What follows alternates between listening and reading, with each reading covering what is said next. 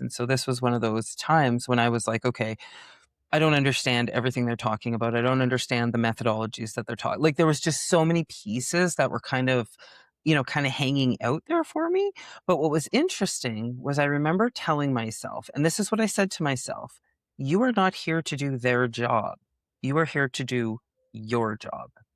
You don't need to be everything to everyone. And, Right. so it's that self-confidence, right?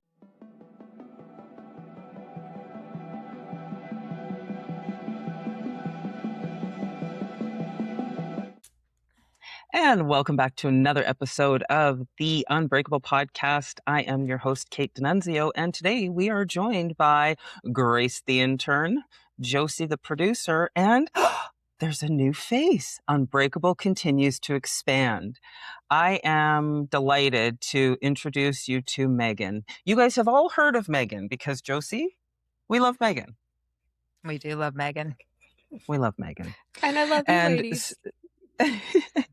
And so we are at a point now with the Unbreakable movement where I need more help. And so I've gone out and I've asked Megan, who does some fractional support for me in my professional life, to jump in and become the chief of staff on a fractional perspective here at Unbreakable. So welcome, Meg. Thank you. I am thrilled to be here. It is such an honor to get to work with you ladies and to be a part of the Unbreakable brand, which I'm super in love with and very passionate about. Yes, it's fantastic. I mean, I truly, I mean, I can tell you, I get messages from Megan all the time doing our Debatables. So I love the Debatables. Love the Debatables. I'm always answering along when watching the episodes. I'm screaming at the TV or my laptop, giving my answers. Microwaved fish is a cardinal sin for Megan. She does not appreciate microwaved fish. Absolutely. Yes. It's a no-go for me. No bueno. But you'll also notice that our little Grace is not talking very much today because she sounds like she swallowed a mouse. Yeah. Grace. So she's here. It's gone, but her voice is gone. And so we're going to work around it, and we're still going to include her, and she's still going to be here. She's just going to be a beautiful fixture up in the screen, and will contribute as she can. So let's go ahead and jump in and let's do some icebreakers, and let's talk about our debatable first. We have a lot to get to in this podcast because we've got some really new things, really exciting new things percolating. And of course, we have our listener questions. So shall we? Let's go. Let's go. Let's go. Okay. Now, how should everyone pronounce GIF? Is it a GIF or is it a GIF? Megan, are you in trouble? Because I feel like that was a huge thunderclap. Yeah. Yes, it's Florida. I just got really excited. It's 3 p.m. thunderstorms as per usual. So we're going to keep fingers crossed that internet keeps going. It is typical Florida. Well, very typical Florida. Okay, so why don't you start us off? Is it GIF or GIF? Oh, I feel like I'm going to age myself here. I'm going to go with GIF. Yeah, that's the right answer. I think so too. I think GIF is a peanut. GIF is a peanut butter. Exactly. Yes. Yeah. And it doesn't make the G sound. No. Right. It's a hard G. G. Okay. Exactly.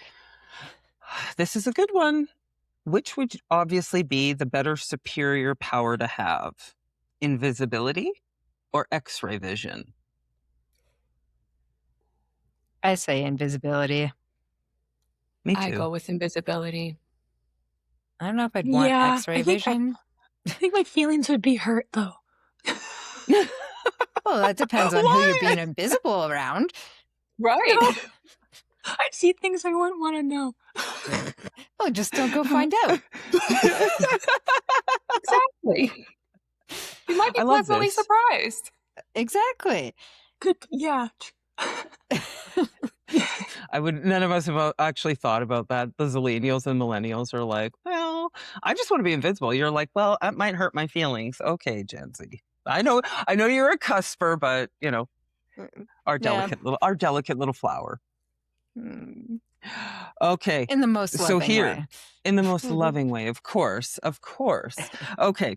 So the better food-based weekday, Taco Tuesday or Waffle Wednesday? Taco Tuesday. Yeah, I think I have to go with Taco Tuesday. I'm very close in the two, but I'll go with Taco Tuesday. Yeah. I just You feel can like put Taco anything on Tuesday would tacos. totally, and I think that it would just be more gratifying. Like I have a big appetite. I mean, a waffle, Yeah. like when I go to like a restaurant, like a morning restaurant, it's like you can have a waffle with some shit on the side. Like, do you guys do that? Are you? I need Yeah. real maple syrup. Like they don't Oh. have it, you know? Oh, for Yeah. sure. Yeah. Yeah, because it is the superior device, the syrup delivery device. That was one that we had a conversation about on our team meeting last week, and it was waffles or pancakes. And in that case, 100% a waffle. I mean, it just holds the It syrup does, in for the the tiny syrup. little pockets. Yeah. I'm partial to pancakes, not but in for comp- syrup, yes. Yeah, Waffles. yeah. But Yeah. for waffles versus tacos, it's going to be a taco. Yeah. Tacos all the way. Now, Except the minus the question lettuce is, right now. oh yeah, well for you guys, I mean, we have a Yeah. Food and Drug Administration agency that cares about us here. I love that for you guys. That was my inside voice. I'm Welcome so to sorry. America. We, however, are avoiding all vegetables currently. I'm sure your Probably daughter is safe excited bet. about that. No complaints in this household. More room for the tendies. More room for the tendies. We went out for dinner, and her daughter ordered. She was like, "I'm going to have the tendies," and the server was like, "All right, and here's the tendies." And her daughter was like, "Am I an influencer?" Oh yeah, it was all the carbs, the fries, the tendies, the cheese curds. I think we ordered. Ugh. It was all yeah. of the good stuff. Yep, absolutely. Okay, Yeah. here is this. This is one that I'm sure breaks marriages up. Putting away socks in matching pairs or one giant pile. Mm-mm. You pile your socks up, you're getting out. I don't know. need matching Grace's socks. response. Grace's response was like, she was like, You match them, but they seem to go, they disappear. It's hard. Then so you put them in a it out. pile. Then you get new socks. No, I would say I'm like half. I'm like trying to but they're so, where are they? As much as I can. Oh, Josie, you just showed your boomer colors so loud there. If you lose one, just throw it out. Yeah. I have like a 2-week period. If you cannot find the match in 2 weeks, they go in the garbage. And then you just get more socks. Okay, but just hold on. Okay, but hold on. So we had our flood, which I'm now reframing as a water event after I've seen actual floods coming out, and sending Jordan and Eric a ton of love in Dauphin right now. That town is recovering, like their hospital is closed for an indefinite amount of time. So, right. But so we had our water event, and Erin had these Nike socks that she just loved. And there was one sock that didn't have a twin. And honest, Josie, she kept it for like weeks, maybe even months. And we had our water event, and I pulled everything out from underneath the stairs, and one of the dogs had taken that sock and had run under the stairs with it. And we found it, and it was honestly the best day of her life. She was like, "Oh my God, my socks, look, I have both of them now." So she had to go put them both, even though one was clean, she had to put them both in the wash. But your rule, she would have had to throw out one of her favorite pairs of socks. Okay. I have there like is a an whole exception to my rule. If it's like a sock that you do feel an emotional pull to, like, for example, last year, Brittany had one of her socks that her mom got her that are pink and they're hearts, and it was a whole thing. And I really wanted to throw them out because I could never find the pair. But I did hold off until we moved to our new place. And ironically, we did find it. But there has been many other socks that It's like a 2-week period. Are you attached to it? No? Okay, well, it goes in 2 weeks if we don't find the match, because it drives me crazy to go through the laundry and always be just this one sock. And then I'll put it away. And Brittany loves to mismatch her socks like a heathen. And it just ends up back in the wash and back to that single sock A heathen. with no emotional attachment. It just keeps coming and going and coming and going. And it drives me crazy. And you know what, Grace, you were just saying that you have a pile of these odd socks just lying around. And I bet you when you're in a rush getting out the door, You mismatch your socks. But then it's like, I think I should just buy black socks, honestly. Yeah, but if Oh, there's God. And they different always styles, want- you can't do that either. Oh, Aaron is so much like that. Aaron is like that. Like, you can have all white socks, but every sock has its right pair. Thank you, Aaron. It's true, yeah. Crazy. I Megan, can't do okay, it where do either. you stand on this? Megan, where do you stand on this? Okay, so I had to give up the sock battle. I am I'm a matching sock girl. But having a preteen who could not be bothered when it comes to socks, I've just given it up. She likes to mix match her socks as well. And we continue to lose socks. And so I just take the singles and throw them in the drawer, and it's no longer my business what's happening in that drawer. She comes out with 2 socks on, and that's all that I can ask for. I've given it up. It's a trend now, though, is the mismatched Apparently socks. it is. I kept trying to match them together, and they kept ending up separated and not being worn at the same time, both of them. And I just said, okay, we're just going to go with it. We're So, done. We're done. We're done. Yeah. You picked the hill. One less thing for me and to that's worry not about. the one you... Bingo. It's not See, not the one I'm dying on. And for me, I'm going to sound really terrible when I say this. I don't do laundry. So I have somebody who does that for me, because even if I did do it, I would probably do it wrong. So there are a couple of things that I don't touch that are Walton type things. One is loading the dishwasher, because I am apparently like a rabid raccoon and I can't do it right. I don't do the laundry, because you can't just take everything and throw it in one laundry drum and expect that it's going to get washed. You have to separate everything into 83 different piles, and I don't get it, but okay. And then the third one is I don't make the bed. Like, if it's like pulling the blankets up and whatever, but like changing sheets, nope, I am completely inadequate and incapable of doing that either. Well, I have realized I am the Aaron of my household. Because dishwasher, laundry, changing the sheets. Okay, so Brett and I we're pretty aligned there. We're pretty aligned. Yeah.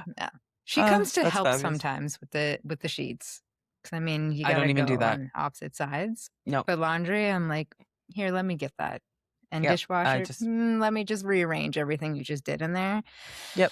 I just stack all my dishes by the side. One time my daughter was walking by and she's like, I don't know why you do this. Like, the dishwasher is right there. And I'm like, oh, I'm aware. I'm like, but I don't want to spend like 8 minutes before bed waiting for this to get redone, because that's literally my life. And but that's her mother, and her sister's the same way. So I will wash dishes. I will clean floors. I will do whatever, but I'm just not very good at loading the dishwasher, because I was the dishwasher. Yeah, not everyone has our talent, Kait. It's okay. It's okay. I'll just go out and make money, and everything else can be taken care of. Like, this is life. This is life. Okay, well, wonderful. Now let's talk a little bit about some of the new things that we have on the go. So now that we have our wonderful, beautiful intern, we have our creative director and our producer, and we have this wonderful new chief of staff on the Unbreakable team. What we are doing is we're now moving down the path of actually starting to bring everything together and build some concepts that are going to be a little bit more engaging and kind of spreading the love. So one thing we get a lot of is requests. We have a lot of requests for people to join the podcast. And I would say, Josie, we probably get between 3 and 5 a week, maybe, if not more. Easy. Yeah. Yeah. And a lot of them are a really great fit, but a lot of them are people who are just trying to sell shit to you guys. And I am not okay with that. We are not an infomercial. This is not the, what is it? The shopping network. We are not the shopping network. But what we are is we are willing to try new stuff and give our opinions and help people find the tools that work for them. Mhm. So it is our absolute pleasure today to introduce you to the Unbreakable Practice Lab. What we're doing with the Practice Lab is we are open to working with and supporting and trying out concepts and ideas of different products and methods that must be in alignment with what we are and what we stand for. That is a non-negotiable. So Mhm. this came about, and the reason it came about was because we met a wonderful gentleman, and he has an app. Now, we're not going to give you too much information about it, but we are going to share with you that we're starting to build out our first practice lab experience. And the practice lab is going to consist with the four of us, as well as a group of other people. Once that cohort is set, that's it. We're not adding more people, but we do invite you, our listeners and our viewers, to follow along and participate with us and share your thoughts as we start to go through the practice lab. Now, with that being said, we'll share much more information in the coming weeks, and you will get to see us working in practice with a new mindset approach on how we program our reticular activating system and how we continue to improve and move toward our goals. So, Josie, Grace, Meg, anything you want to add and share with our listeners about what it is that we're about to embark on? I just think it's exciting in general. The owner of this app was very open to being able to align it with Unbreakable. So I'm excited to jump in, and I love data. So I'm excited to get the data. I know I'm a nerd. Okay. It's fine. Oh, we know. You are. But it's good. It's good. Yeah. Mhm. Oh, yeah. No, I'm thrilled. I'm so excited to try it. Like, oh, yeah. Yeah. Well, and I think, Grace, with where you are in your profession and your career and taking your BAA and turning it into a business, I think what we're about to experience has the potential to really propel you forward and put those rails around you to help you meet those big goals that you have for yourself. Absolutely. Yeah. Mhm. I'm so excited to like be able to do this. So cool. And how about you, Don't Meg? worry, Any I'll pump thoughts her about voice up. Yeah, So that's okay. And how about you, Meg? Any thoughts from your end of things? I mean, we've talked exhaustively about this. Yeah, I'm thrilled to try this. I'm a huge fan of mindset and self-improvement, and I'm into all of that. I read the books and the neuroscience, and this is one practice I haven't really done a lot of, so I'm excited to dive in. Yeah. And what I'm really excited about though is that we're also going to include your daughter in this. Yes. That is super Yeah. exciting. And what's Mother-daughter really time. It's mother-daughter time. I think it's gonna keep the practice alive for you on a day-to-day basis. But what's Mhm. really interesting is gonna be the data that comes out of it from a Gen Alpha, right? So, we look around the table here, we've got a couple millennials, a zillennial, and, we've got a cusper who's 1 foot in Gen Z and 1 foot in millennial. But to take someone who is in the formative period of her life, right? I mean, when you look at self-confidence, for example, self-confidence is formed between the age of 4 and 12. And so to add a 12-year-old into the mix here, I think is absolutely exceptional because what it does Mhm. is it invites her to not only participate in something broader than herself, but it also invites that development. And I think, Meg, it might even make your job as a mom a little bit easier. Yeah, I will welcome that. That's something I spend a lot of time on with her as a mom. As I've gone through my journey and I've done a lot of the mindset work, I've tried to impart that wisdom onto her as she's going through this so lovely stage of preteen and entering the teenage era. So I'm excited to get it in front of her and see what it does for her as she goes through this stage. Yeah, it's gonna be really exciting, and the other thing is too, is that we've got a couple of other individuals that we're targeting to participate with us outside of the podcast, and then in addition to that, one of the people that I'm trying to get involved with us is a boomer, a very late stage boomer, somebody in their late 70s, because I think that what I would like to see is how does this practice not just support people who are in their day-to-day trying to strive and make goals, but also looking at our younger generations and saying, how do we stabilize the mindset and the mental health and create the space for that flourishing? But then to take it to somebody who's retired, who lives alone, who's widowed, who's experienced life, to be able to see if we can turn the dial for them in those golden years. Like, how beautiful is that? Mhm. Yeah, I think those are the absolutely. two kind of age groups too, that it's not a mindset thing anymore. Like we focus on it when we're kind of our young adult years, and then all the way through there, and then retirement comes and it's kind of not a thing anymore. So seeing Mhm. the before the young adult years and the after the adult years, I'm really excited to see Yeah. both of those come through. Totally. Yeah. Yeah, those opportunities. Yeah. So we're really looking forward to it. And we're really looking forward to sharing more as we start to launch our baseline zero.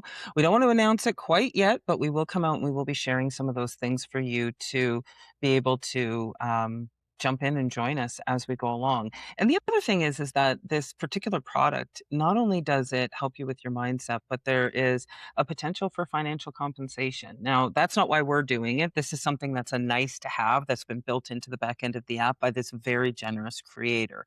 It is not a multi-level marketing, and it is all about how do we reach as many people as possible to bring them the ability to hack their own thinking and the reticular activating system. So stay tuned for more on that.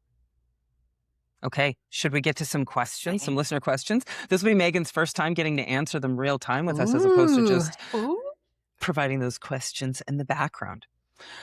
Oh, this is a really good one. Let's start with this one. I think this one is one that we can all jump into and we can all relate to. I feel pretty successful in my life, but when I'm sitting around a table of other individuals and professionals, I feel like a fraud. It's a little bit of the imposter syndrome there, I think. Yeah, Yeah, which that's is tough. something I still deal with, but it's getting better. But I think it's just knowing that you deserve to be in that space too. So Goes back to I've just done a lot mindset. of work with that. Yeah, exactly. Mindset's kind of everything in that one. And I mean, I grew up an artist. Grace, you will get to this later on in your artist career that you may have some major imposter syndrome, but once you start to see your art out there or your designs and even right down to, you know, some presentations, seeing that out there and having imposter syndrome while you sit next to, let's say, a Suncor employee or insert big company names there. I used to always think that I don't deserve to be here. I'm like, oh, yes, I have the education, I have the experience, I have the mindset, but I don't hold that title that the same people in this room do. Yeah. Then I started with Kait to go to all these networking things. And the first one, I was like, I'm just this, you know, poor kid from New Brunswick that's here making a living with my art and my directing. But to be in the same room with all these people that are, you know, running big companies or started from the bottom and very successful women, it changed my mindset to be like, no, I deserve to be here just as much. And the more I talk to them, I'm like, oh, they're real people too. So the imposter syndrome really took a dip after breaking out of my shell, I guess. Yeah. But just take the plunge a little bit. Don't let it hold you back. Yeah. Easier said than done sometimes. Okay, so Grace, I would love to hear your insights on imposter syndrome because I mean, you've just come out, you've graduated, you're now moving out into the real world, you're meeting people. Like there are some areas that you're super comfortable. Like you love the hair industry, but that's not necessarily where you want to stay, but that's where you're comfortable. Yeah. Yeah. I guess with imposter, sorry. I think I fluctuate a little bit, you know? I think if you know that there's gonna be a celebrity somewhere, right? You're gonna overthink it. You're gonna be like, this is, well, you know, but they're just a human. They're just human, you know? And so I feel like, yeah, if you overthink it and you try to, like, you compare yourself, then you're gonna feel some kind of way. But I think that everybody has the potential to be anything. So, like, and who you hang out with. So if you're hanging out with, like, successful people and you work, maybe, I'm younger, right? But, like, so I don't have as much life experience and stuff like that. But there's nothing stopping me from, like, you know, building to where I want to be, where I don't feel that imposter syndrome, you know? That kind of thing. Yeah. But yeah, I know what you mean though. I know what you It's a mean great though with mindset. yeah, you're already there though, I guess. I don't know. I think just living through the passion of what you're doing and like just enjoying the work, and then the title will come later. Like, don't even think of the title, you know? I hope that Absolutely. makes Well, sense. and I think Yeah. that's so profound too, right? So like my dad used to say, like, you know, we all put our pants on one leg at a time. And I think like that's the most common thing, right? So, you know, Grace, to your point of, you know, being around influential people, like I have a number of stories where my dad was like, yeah, you know, when you meet this person, like I think the first time I ever went to Ottawa, he was like, when you meet the prime minister, please don't tell him that I think he's a dickhead for the long gun registry. And I was like, yeah, I'm pretty sure that I wouldn't do that, but hey, you know, never hurts for the reminder, right? But so Megan, you pop in and out of small businesses, you work with entrepreneurs, you see these people who are kind of grappling through this. So I think you probably see it through two different lenses. Like you see it from the outside looking in, but perhaps you've also experienced it from the inside looking out. What are your experiences, and if there was any advice that you would give to this listener, what would that be? Oh, so yeah, for me, I've definitely experienced it much more when I was younger, where I was Mm, walking into rooms with high-level executives and even some celebrities and feeling like I didn't belong and what was I doing there? And I think yeah. as I've gone through my professional journey and aged just a little bit, and doing a lot of that mindset and inner work, I've just come to know and trust and believe in myself and my abilities and know that okay, I might not be on the level of the person sitting next to me, but I know what I bring to the table and I know what I can do and what I can offer. And for me, that's made all the difference. So I think it's just kind of going back and doing some of that mindset work and trusting in yourself and believing what you can offer and what you bring to the table. I agree with that. I remember when I was sitting around this table, I was on a major ERP, like enterprise resource planning project. And I can remember sitting around and I was in there just to do change. And I say just to do change, but I was in there to do change. And it was a massive program and it wasn't going well. And I can remember sitting around with these technologists and these project managers, and they were just so like, on the ball and in the moment with everything that they were doing. And I was just at that point, I remember, I think I was probably in my very early to mid 30s. And I had started to make a bridge over from, you know, one area of business into a new area of business. And so this was one of those times when I was like, okay, I don't understand everything they're talking about. I don't understand the methodologies that they're talking. Like there was just so many pieces that were kind of, you know, kind of hanging out there for me. But what was interesting was I remember telling myself, and this is what I said to myself, you are not here to do their job. You are here to do your job. You don't need to be everything to everyone. And Right. you know, so it's that self-confidence, right? People are self-confident when they believe in their abilities, when they know what they should be doing, how they fit into the puzzle, like they have good relationships with peers and, you know, family members, arguably. And so I really had to take a step back. And I remember that day. I remember sitting in this boardroom and I was just like, I have no idea what these people are talking about.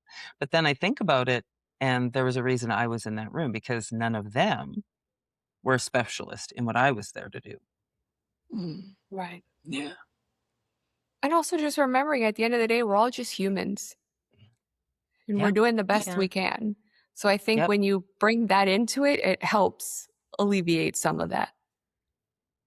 Absolutely. And but I think this is where the comparison is the thief of joy. Social media and like the nonsense of LinkedIn has told us that if we're not celebrating something, if we're not delighted to announce or super excited about this or whatever, we're always in this state of competition with people. Whether we acknowledge it or not, we have been conditioned to compete. Yes. And this type of a lack of confidence and this imposter syndrome is because you're comparing yourself to somebody else or something else, right? And I think, Josie, this is really what you were talking about, like what you were touching on, right? And Mhm. we say it on this podcast all the time. Comparison is the thief of joy. Yep. Yes. And you know, I you don't need think to about it as compare artists. anymore. No. And you know, I mean, as artists, you don't want to be compared. You want to be a standout. You want to be a standalone. Mhm. You want people to remember you. And that's not because you blend in, it's because you stand out. Exactly. Be the black Right. sheep. Be the Yeah. black sheep. I think, did I bleat Mhm. on a meeting on a podcast for you guys in the past? I think that was the last one. Second last. Oh no, it was the one with Grace. Uh, it was too funny. Yeah, that was, yeah. If you guys See, now haven't, you if get to you see all the behind the scenes, Meg. Yeah, I love it. did that not make it into the podcast? This is awesome. Did my Yeah, that goat one's in the noise? Oh, that podcast. one. Yeah, okay, because it was very impressive. Yeah. Okay, let's move to another question here. Let's see here. Oh, this one's a good one. I like this one. Megan, you and I have had a conversation about this. Josie, I think you and I have as well. Grace, you're probably the only one I haven't had a discussion about this. This one comes from somebody who messaged me directly, and it is about parental relationships. Oh, this one hits hard. I've spent my whole life hoping that one day my mom will become the mother I needed, very much like you. How do I let go of that? Mm, That's it's a heavy. tough one for me. Yeah. When it hits. Yeah.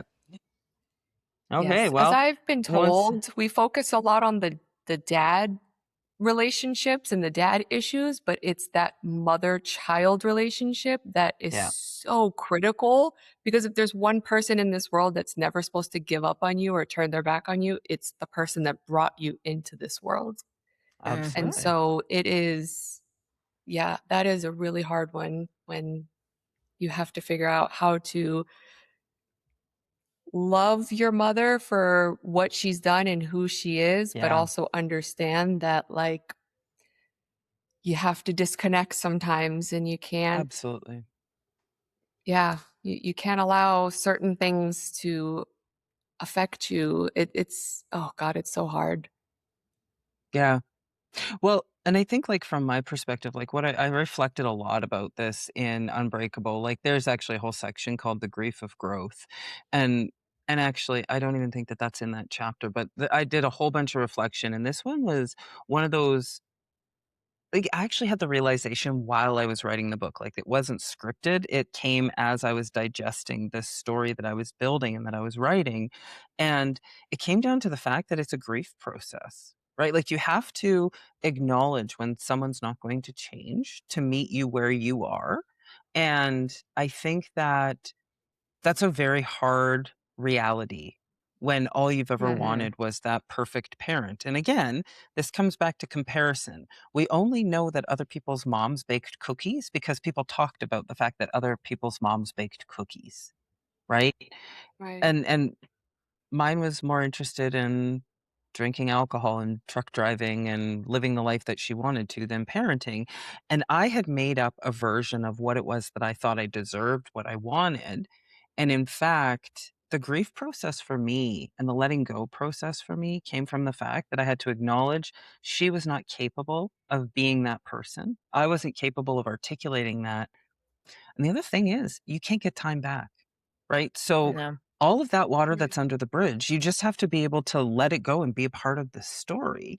But I think Right. that when it comes to letting go, it's actually entering into a grief process to say the person that I had materialized between my ears doesn't exist.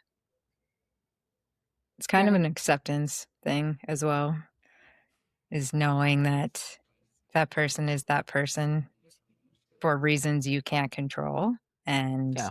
you know, in Mm, my case, it's been almost 2 years of fighting with my own logic brain being like, well, yes, I can understand. I had a young mother. She had me at 17. I had to accept that she was the best parent she could be to me from that time. But I also had to accept that it's okay for her to walk away from her daughter. So that one was a really hard one to accept. mhm. And there is days that I'm still not quite accepting of it because I feel like if I Yeah. was in that position, but it's easier to say I wouldn't do that Yeah. than to know what circumstances are going on in her head. So the acceptance, I think, is a huge part that people don't really think about as much. It's, yes, we are going to grieve. And Mhm. I'm totally on board with what Kait is saying for that. You need to grieve. You need to go through those processes, but you also need to learn acceptance on both ends. You kind of need to Mhm. accept that this is the way it is. And I hate when people say that sometimes. It's just the way it is. It is what it But when is. it comes to those kind of things, honestly, that's the bottom line. It is the way it is. We can't change them. They can't change us. And if you can't meet in the middle, that's where your grieving process is going to have to start, Mhm.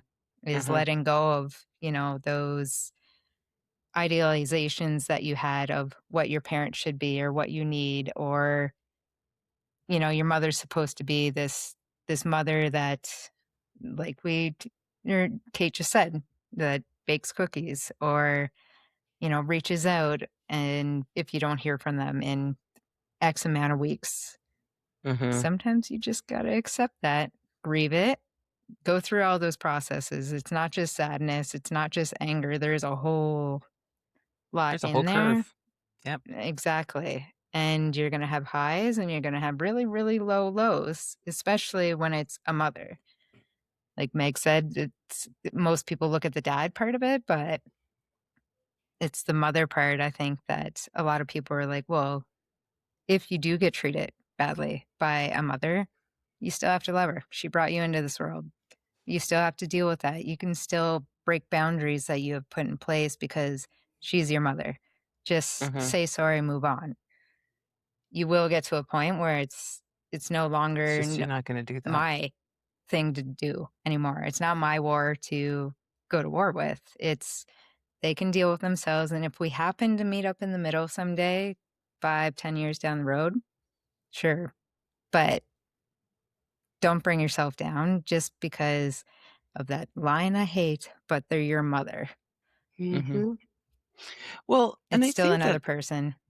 absolutely. And I think two things that you've touched on there. Number one is empathy, thinking about where somebody has gone and whether or not they've gone through the healing journey.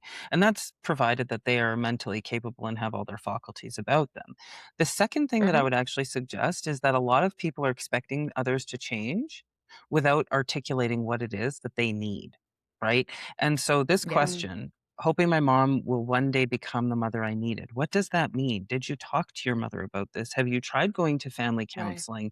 Have you had a hard conversation? Have you walked toward the roar with that? Because if you haven't even articulated that your needs aren't being met, like people are not psychics. Like they're not, well, No. I mean, I did become a paid psychic once, but that's we'll save that story for another day.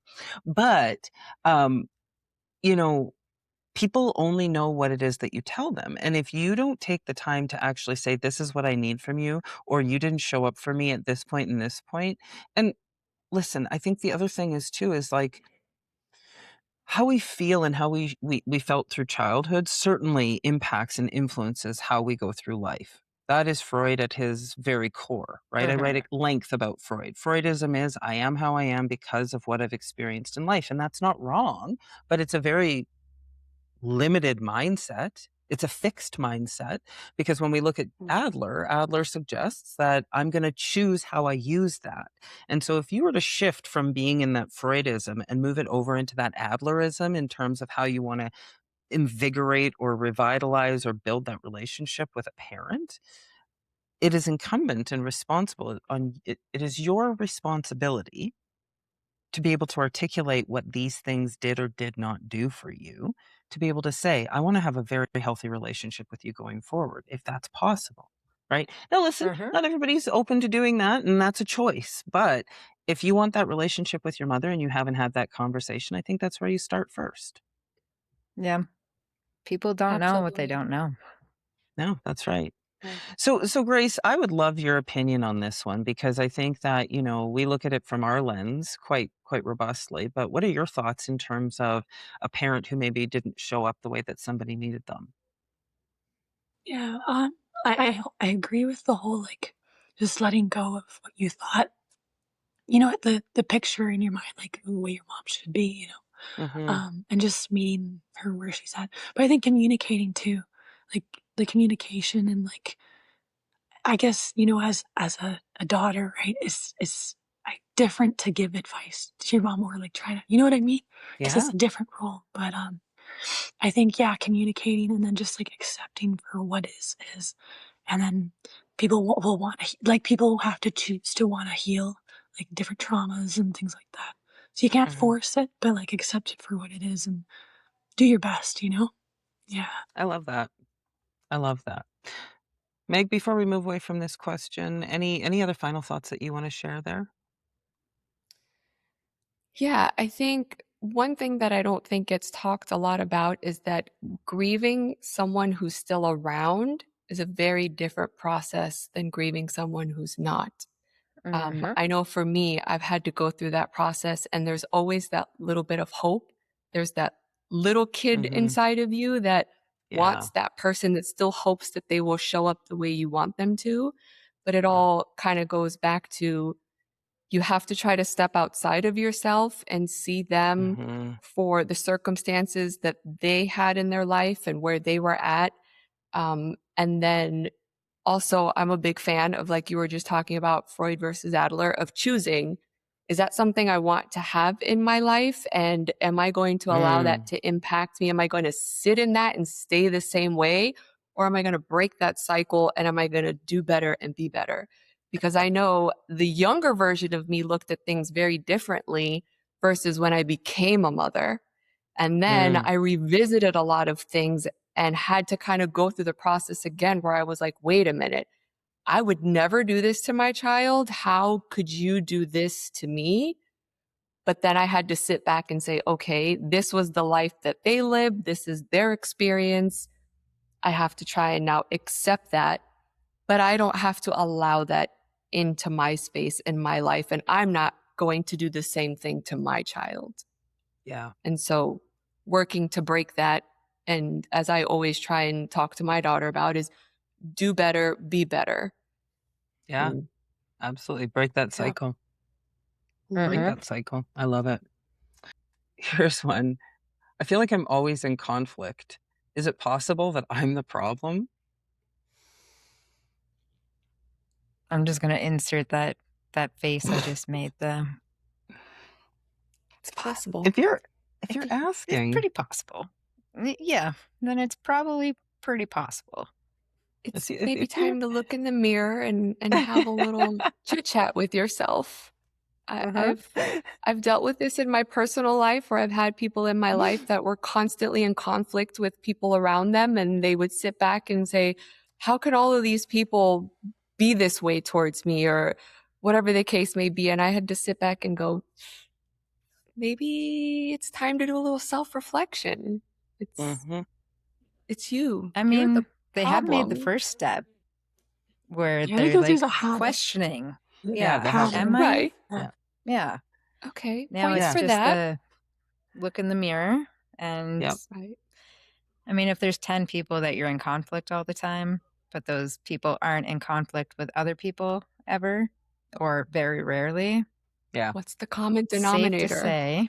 Yeah, exactly. That's what I always say. What's the common denominator in the situation? Yeah. Yeah. Well, and Grace, you were saying even the habit, like you see the constant habit of, maybe that Yeah. is. Yeah. I look at this and it's like, I mean, if you're asking, the answer is yes. The answer is yes, you are the problem. And I don't say that with any disrespect. It's just that if, like Megan said, if everybody around you is always in constant conflict, and Josie, as you said, but nobody else is really in conflict, then yeah, you are the problem. And I wrote about a friend who I had in Unbreakable, and a beautiful, lovely, amazing human being, just fantastic, but was very difficult to get along with, had these crazy expectations of people, and would come out of left field with a text message. You're not talking to me enough. You're not doing this. You're not doing that. And it was like, yeah, I mean, go fuck your hat. Like, I'm actually running a business, raising a family, so on and so forth. Like, I mean, we all have different things going on in our lives. And if you haven't put a ring on it and you're not paying my mortgage, the chances of me prioritizing you over my family and my career are pretty slim. But that being said, I wasn't always like that. And so a lot of these problem people, I think I refer to them as energy vampires in the book. They're the people who will come and they will eat your lunch every single day. They will text you with small talk and gossip and nastiness until the cows come home. So here's my advice. The one book that changed my life is The Four Agreements. The Four Agreements is one of the best books you will ever read. It's 176 very easy pages. It's a little metaphysical. It kind of talks about the, off-earth experience. But the man speaks about domestication and how we are put into these little tiny boxes, and we are told as 6-year-olds, you are no longer allowed to be feral little animals. You must sit in this little desk and you must do this math and you must learn these things, and that's that. But before we were domesticated, we were very much, just these little feral beings that got to be together and play together and spend time together, right? 4 agreements. Number 1 is be impeccable with your word to yourself and to other people. Remember, our reticular activating system is always listening. Number 2, you are the problem if you are being nasty and snarky about people, even behind their backs. Gossip is a killer. So number 1 is be impeccable with your word to yourself and other people. Number 2 is don't take anything personally, the good and the bad, right? So you don't want to take anything personal. I have a saying that I say to myself all the time, and it is, if I give them the power to feed me, then I give them the power to starve me.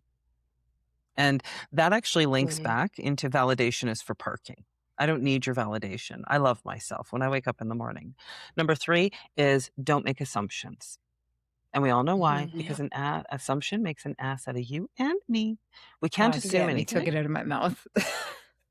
In the absence of fact, perception is reality. My reality is everything that I believe until you show me otherwise. So if I feel like I have a perception and you and I might not be on a different wavelength, it's my responsibility to ask you what you think and what's actually going on. And then the 4th one is do your best. Your best is going to look different day to day. Do your best. Always do your best. Always do your best. Your best is going to look different day to day because we are human beings and we have a human experience, right? So if you think you're the problem, go pick up a copy of The 4 Agreements, listen to it or read it. I listen to it every year, and just refresh yourself on really how to be kind to yourself and to other people, how to make sure that you're not taking things personal, how to make sure that you're not making assumptions about other people, and that you're getting up every single day and you're doing your best. These are great things to live your life by. And I trust me when I tell you, this book will change your life. Yeah. For sure. I read it multiple times a year now. So you've read it, Josie. What about you, Meg? Have you read The 4 Agreements? Yes, I read it several years ago when I started my journey and trying to fix my mindset and get to a better, more positive mental space. Yeah, it's absolutely true. And I think for me, I try to go to bed every night and lay my head on the pillow knowing that I did my best. And like you said, every day it's not going to be the same. And there are days that I lay down and I say, oh, I could have done this differently, or I could have done this better. Yeah. But did I at least show up and try? And was I honest? And was I authentic and genuine with my intentions? And that's my goal every day. I love it. Grace, have you ever heard of The 4 Agreements? I want to read it, but no, I haven't yet. We're going to put it on your reading list. Grace is going to have a I'll stack lend you my like copy. This. Yeah, perfect. I know. I'm not the fastest reader, but, I'll get there. Okay, I know I said the last one was the last one, but let's do one more. Let's just see here. This is a good one, and I'd love to just kind of put it out there. This one came through my DMs on Instagram, and it is about relationships. I feel like the relationships. Oh, look at that! Got it. You found it. Yeah, I knew. I feel like I feel like the relationships I have are okay, but I don't think I know what love actually looks like. What does love look like to you? Messy. Caring about the person apart from all the exterior, all the things, just for their soul, Yeah. Mm-hmm. And I think love is also, I think there's 3 kinds of love, but it's also a choice. So you can feel the love, but you won't always feel it. So you got to choose as well, I think. Oh, Yeah. that's a very interesting perspective. That's amazing. Yeah. Yeah, because like, long marriages, right? Like you're gonna go through dull moments, but you gotta like choose it, Yeah. I love I that. think that's why I said messy. Not messy in a bad way, but there's a lot of high highs, a lot of low lows. We've talked about it in a previous podcast where I think one of the questions was about the honeymoon phase. Yeah. And if you ever get that back, does that mean your love's dead after the so-called honeymoon phase? I don't think so. I agree. Granted, your first couple months of a relationship, sure, they're going to be super exciting, but I also look forward to the days where not conflict, but there's some communication errors and we get to sit down and dig into each other in a healthy way where you understand the other person. At the end of the day, then I end up loving Brittany more because now I understood where all these things come from. But if you're always expecting your relationship to be up here, I don't think that's what love is at all. You need to accept the bad days and the I agree. not so honeymoonish days. Yeah, but then you showing can up for the accept best and the you know, worst. exactly. Yeah. It's a marriage line for a reason. So I think love is literally accepting this and everything in between there. I agree. And the New Brunswick Well, in me had to use my hands. The hands, right? But I think this kind of also touches into a couple of things. And Grace, you have said it, and Megan, this resonated with you when you were merely just an observer to the movement. But it was the fact that people are like playing cards, I think, is how you'd put it once on a previous podcast, Grace, where that lack of authenticity is there. And so it's like when I think about like what love actually is, I think people are really good at pretending to put a hook into you. And I think that love is when you can actually have hard conversations, when you can go through the shit and come out the other side. It's when you can challenge each other. It's when you can make mistakes and that person still comes back to you. You know what I mean? Like, it's just, we're not perfect beings. We're beings. And the journey of life is actually the destination. There's no end game to this. The end game is a tombstone. So it's like being able to find your person or your people or whatever. I think it comes down to, like you said, that radical acceptance, Josie, but it also comes down to how you are treating other people. And how you will accept somebody treating you, frankly. Yeah. You got to love yourself too. Absolutely. Yes, for sure. Something so beautiful about being able to show up and just be yourself with someone and have that safety to just let all the weirdness out, all the greatness out, all of everything, and know that that person's going to be there and love you regardless. And even on the hard days, to have someone show up and say, okay, we're not really connecting. I see we're having this issue. Let's talk about it. Like for me, that's chef's kiss. And I don't see enough of that these days. No. Everyone, as soon as there's conflict, it's swipe to the next one. Yeah. It's the next shiny thing. Yeah. Unless you mismatch your socks. Then we'll have a hard conversation about it. Brittany's going to listen to this and do it. That's where Josie draws the line. Brittany, that's it. Please just match your socks. No mix matching the socks. Brittany, I'm not judging you. Take the advice. I'll have to just every 2 weeks throw them away. I know. I'm going to need you to come here because I have a whole bin of socks that are singles that I've just thrown in there and forgotten about them. So you have to come and just get rid of them. Teenagers I can deal with. It's when it's the adult years. I'm like, okay. Because in my mind, inevitably, we're going to find that sock. Like it's behind the dryer or it's wrapped up in a shirt somewhere. Like it's going to pop up. So if I throw the sock out, then I'm like, oh man, see? I found it. You could just go get new socks. There is that. I mean, do you keep holy socks too? No. I draw the line and holes in the socks. Okay. Immediate in the trash. No. I'm happy on that one. Yep. No. And if they get scummy on the bottom, like Grace, you're like, everybody should just get black socks. Oh. When we were kids, we had a song about black socks. I have not worn black socks since I was a kid. Because it's just the really no. So it's okay, I'm gonna sing it, but you guys can't like, okay, so it's black socks, they never get dirty. The longer you wear them, the stronger they get. Sometimes I think I should wash them, but something keeps telling me, oh no, not yet, not yet, not yet. So I haven't worn a black sock since I was like 10. Huh. Yeah, that's true though, eh? It is true. You would I never never heard know. that. You would never know. I'm Yeah. a white sock girl 100% of the time. I won't even wear, the only time I wear a colored sock is when I'm out on a field site and I have these really, really nice, we have these really nice Nike socks and they're purple and I don't get blisters when I wear my work boots with them. So Nice. See, and they I serve grew a up in a purpose. house where it was all white undergarments, so they could be bleached clean. So I avoid white now. Like, bring on the black socks. Because I like the Wild. in-betweens.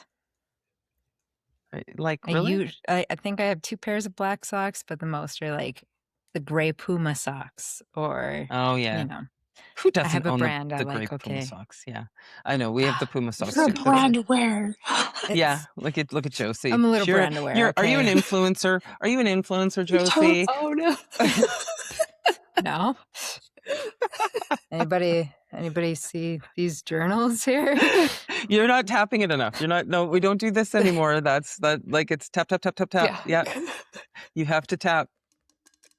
Wait, can you even Yeah, hear you gotta that? get some There. nails. You get Yeah. We I don't gotta have get nails. We're getting you some stick-ons. That's it. So that Josie Yeah. can do like the ads. Grace, that'll be your job. Yeah. We're gonna have you do the really obnoxious fake out.